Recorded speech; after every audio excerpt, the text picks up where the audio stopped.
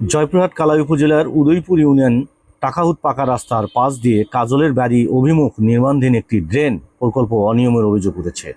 স্থানীয়দের অভিযোগ 1,72,000 টাকা ব্যয়ের এই প্রকল্প কাজের মান এবং বরাদ্দের অর্থের যথাযথ ব্যবহার নিয়ে প্রশ্ন রয়েছে।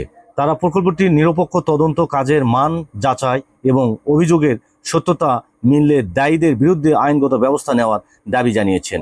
এদিকে এলাকাবাসীর প্রত্যাশা দ্রুত তদন্তের মাধ্যমে প্রকৃত তথ্য উদ্ঘাটন করে উন্নয়ন প্রকল্পে স্বচ্ছতা ও জবাবদিহিতা নিশ্চিত করবে সংশ্লিষ্ট কর্তৃপক্ষ। আমরা সরাসরি তাদের কাছ থেকে জানতে পারবো 1,72,000 টাকা কতটুকু কাজ হয়েছে। কিন্তু কাজটি ভালোভাবে সম্পূর্ণ করেনি, কাজটি অকেজো ভাগছে।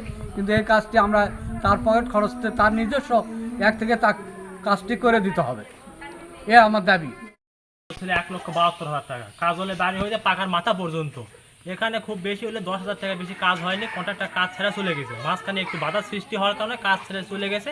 ওনাকে বললাম আপনি ওখানে বাদ দিয়ে পাকার পশ্চিম দিয়ে কাজ হলে বাড়ির থেকে করেন আপনি। তারপর উনি চলে গেছে, আর কোনো কাজ এখানে করেনি। আমরা চাই যে আমাদের ড্রেনের কাজ সংস্কার কাজটা দ্রুত হোক, এটাই আমার চাওয়ার দাবি। কাজটা হোক আবার নতুন করে কাজটা ড্রেনের কাজটা 1,72,000 টাকা। কাজটা সঠিকভাবে হয়নি, আবার রিপেয়ারিং করা প্রয়োজন। দ্রুত কাজটা করে দেন, পানি যাচ্ছে না, রাস্তা পানি নামে না। কে যে করলো খুলি তাও আমি দেখি না, আমি কাজ করি ওঠে ওই গাড়ি না হতে পারে 10,000 টাকা হতে পারে। রাস্তার এই ড্রেন নতুনভাবে আবার হতে করে দিতে হবে, দিবি না কেন টাকা এটা ঠিকই হ্যাঁ, নিজে থেকে তার আপনি দাবি যে তারা নিজের টাকা দিয়ে আবার করে দেয়।